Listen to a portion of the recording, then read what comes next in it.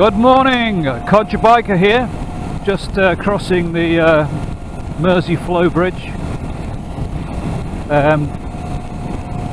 50 miles on the bike now, or 55 miles, so decided just to give it a little bit more of a leg stretch.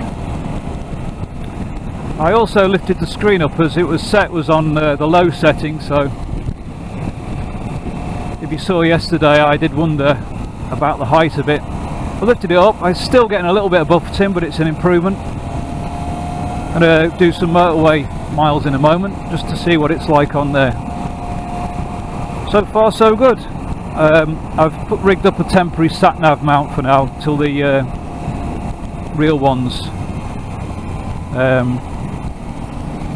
sorry, just avoiding a plastic bag in the road, until the real ones released at some point.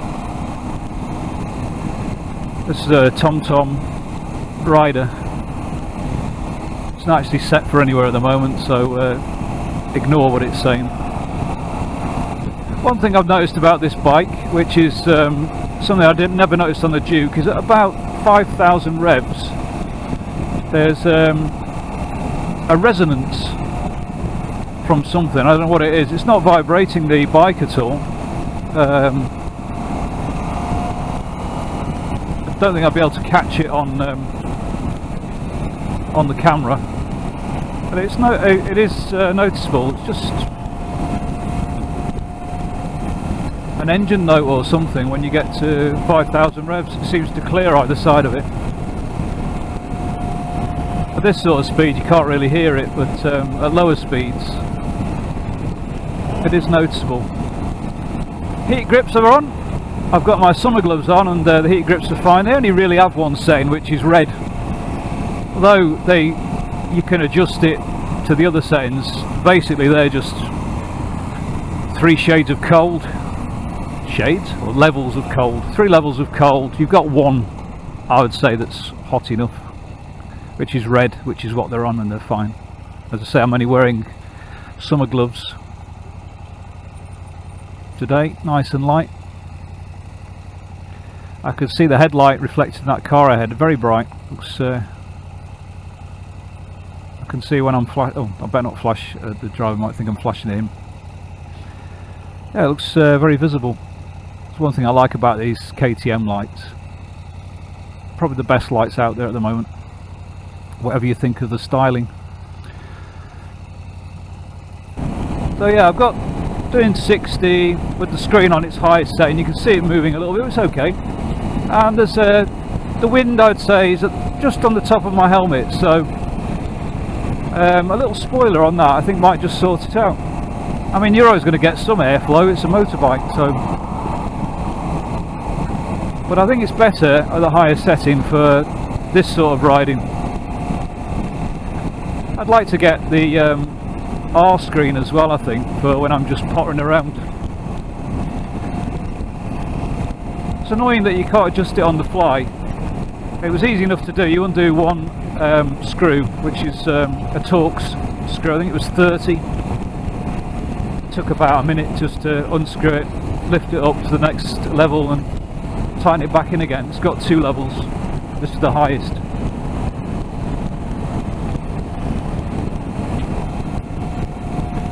Okay, so just about to join the motorway for the first time. I don't think I'm going to be able to go as fast as I was hoping. Looks like it's quite congested. I'm just going to do one junction. This is the M56, it says there.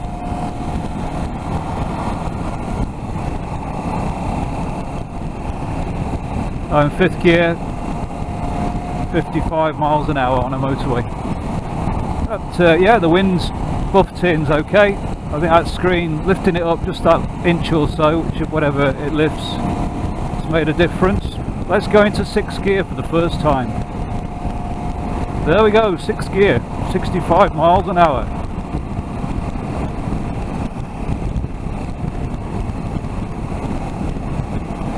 I am being overly cautious with the running, and I think, but it's my bike, so I'm entitled to be. 60 in 6th, doing 4,000 revs, and yeah, accelerates in 6 easily. I would say this bike's probably good for about 130 miles an hour. The Duke's 150. Pretty similar to the Africa Twin, I would say, speed-wise. Top end rise, anyway. Acceleration. I think this has probably got the edge on the DCT Africa Twin I had, because that was quite heavy. The same horsepower, more or less. Right, coming off the motorway. 60 to 70 in a flash, in 6th gear, just open it up and it goes. That's street mode. So it could cruise all day on the motorway. And it's going to have to soon, because that's where I'm going. I think the thing is with running is to vary the speed, vary the revs, but don't labour it too much or thrash it. Just keep changing it. I mean, this bike will go. It's no slouch at all.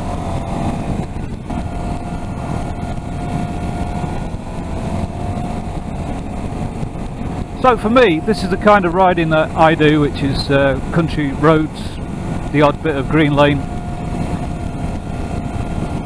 I think the adventure will probably be a bit wasted upon me. But to be honest, it's the height more than anything.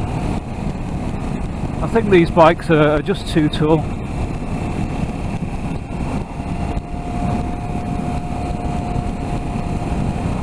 Whereas this one, I can get both feet on the ground, more or less, not quite flat-footed, but more or less. And with the weights being in the fuel tanks low down, it doesn't fall over, so it's easier to keep upright anyway.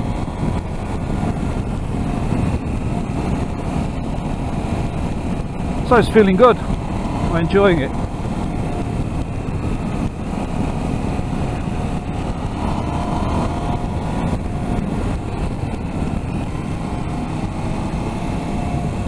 What I would like to say is I've been absolutely gobsmacked by the number of people who have sent me messages just overnight on yesterday's video. It's made me really happy, thank you very much.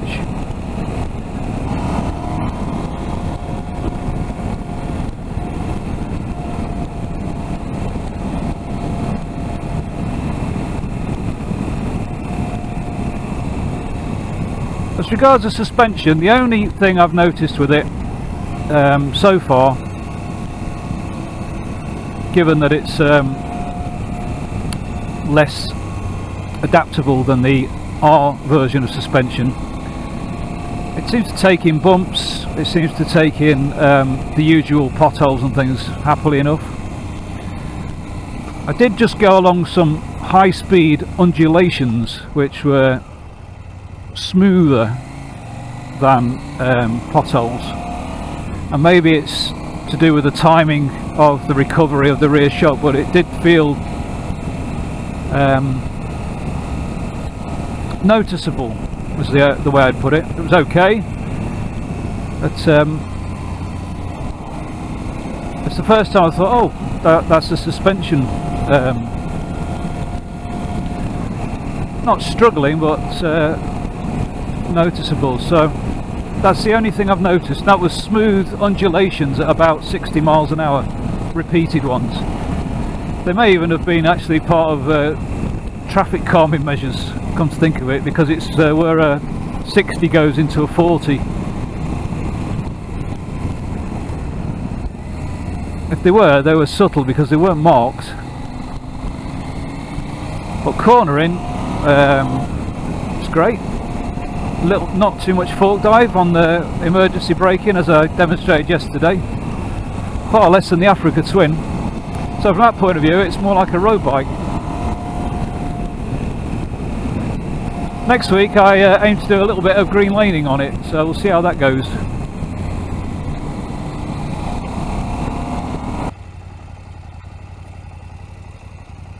Yeah, one thing I have noticed about the display is, I'm not sure if it can be changed or not, but on the Duke it used to say range. Now it does have range on here, because if you just go through the menus you can see a range report, but it's not actually on the main display, so perhaps that could be changed. I mean, I really don't need to know what the date is.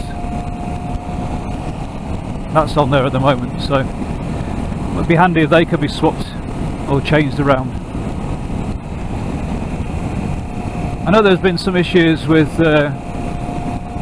fuel displays. I have to say that on the Duke the fuel used to go down quite fast. I had a much smaller tank. I've been riding around on this now for 71 miles, and the gauge has only gone down a little bit, so it seems to be quite frugal. But then again, that's a percentage of 20 litres as opposed to a percentage of 14 litres on the Duke, so you'd expect that a little bit, I guess. In terms of riding, just for how does it feel, it's brilliant. Absolutely love it.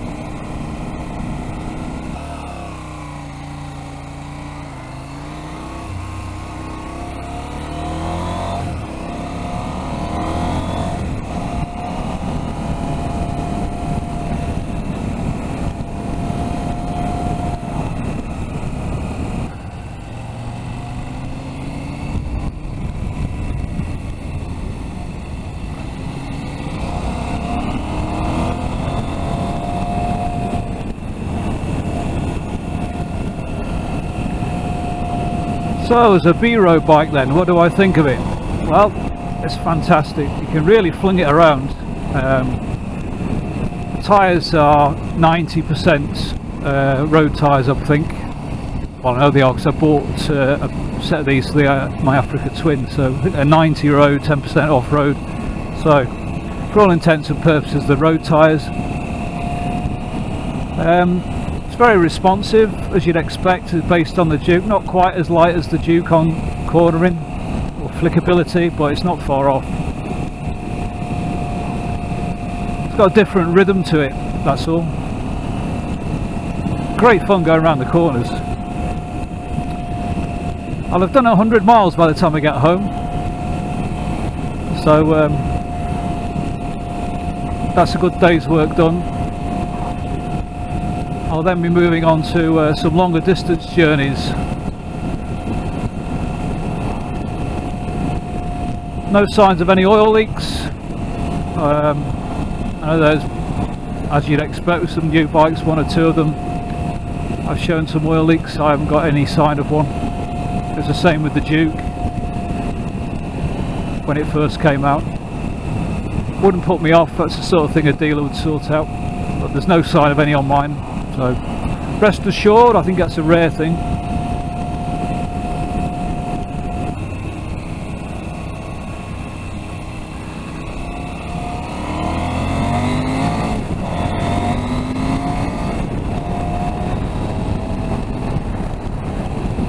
Chasing a Lamborghini, or whatever it is. Might not be a Lamborghini, looks like one. Oh, British motorways, look at that. 50 miles an hour, 47 miles an hour.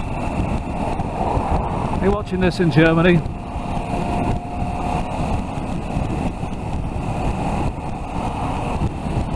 So, day 2 of the 790 Adventure standard model. Coming up to 100 miles. Very pleased. The screen lifted up, definitely better on the motorway. I think there's room for improvement there. It flexes, but it's okay, like a bird's feather. So this is Codger Biker, ending day 2 on the 790 Adventure. Not very fast on the motorway. Not the bike, the traffic. The bike will do a lot more than this, I can feel it. But I'm taking it easy.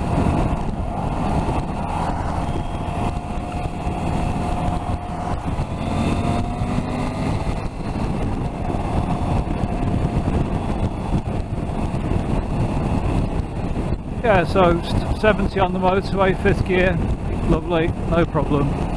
6 gear, no problem. Accelerating in 6, no problem. This bike would sit on the motorway all day. Okay, that's all from me for today. Thanks for watching. Thanks for your comments, likes, subscribes, always appreciated. Catch you later. This is Codger Biker, over and out. Bye!